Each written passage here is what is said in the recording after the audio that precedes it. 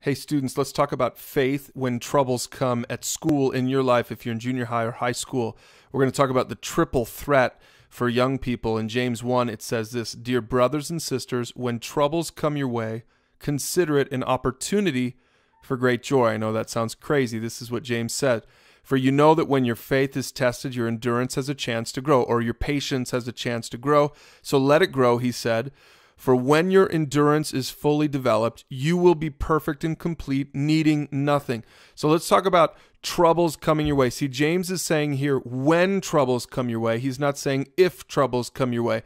It doesn't matter who you are. It doesn't matter what school you go to. It doesn't matter how old you are, what family you grew up in. It's just the reality of life. Troubles will come your way. So how are you going to deal with it? Well, let's break this down. Trouble can come into your life for three basic reasons. First of all, bullying.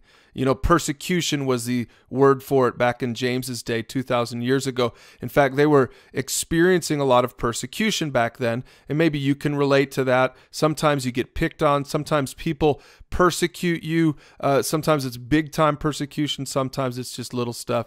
But in either way, that kind of stuff can bring trouble into your life. It's no good. The second kind of trouble is brought on by bad luck. Sometimes bad things happen to good people. It's just a fact of life. Sometimes you're just in the wrong place at the wrong time. Sometimes you're just a little bit unlucky. That's the second kind of trouble. It's just bad luck. And the third kind of trouble, we're going to call it brainlessness. Some people call it the stupid tax. When you do stupid stuff, when you do stuff that's wrong, then sometimes trouble comes into your life and it's your own fault. You brought it into your life. So these are the three types of ways trouble can come into your life. Think about it for a second. Now, for the first two, James has some good advice. Here's what he says in verse 5. If you need wisdom about this, bullying or bad luck, he says, ask our generous God and he will give it to you. He will not rebuke you for asking.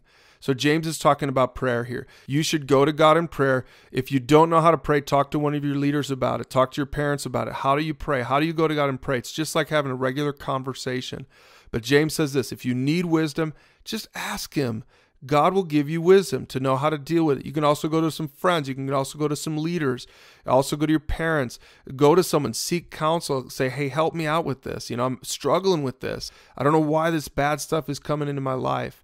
If you need wisdom, God will give it to you. But that third kind of trouble, the kind that comes because of brainlessness, because you do stupid stuff or you're making poor choices in your life, well, James also has something to say about that. In verse 14, he says this: listen, temptation comes from our own desires, which entice us and drag us away.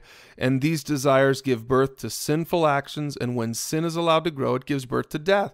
So now we're going to talk more about this in a later week. But he basically is saying this. He's saying, listen, sometimes you just allow these desires. We all have desires. We all have wrong desires. We all have evil desires that can drag us away. And here's the progression. He says this: listen, if you really let these desires do it, if you keep allowing these desires to go through your head, to go through your heart, eventually those desires are going to go from your head and you're going to start doing things, sinful actions.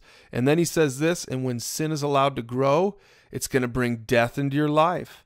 And this is just a reality. This is just a truth. So what do you do about this? What do you do when you're being tempted? Listen, acknowledge it. Tell somebody about it. Tell a friend, tell a parent, tell a leader about it. Say, listen, I'm struggling with this. I don't want this kind of stuff to bring trouble into my life. Be honest. Learn to be honest. Learn to find someone to help you out. Community builds us. Other people build us up and help us to learn how to honor God in our lives. So go to somebody and keep trouble out of your life in this third area. No need to pay the stupid tax. Now, why don't you talk about all this? Hit pause right now as a group and talk about it.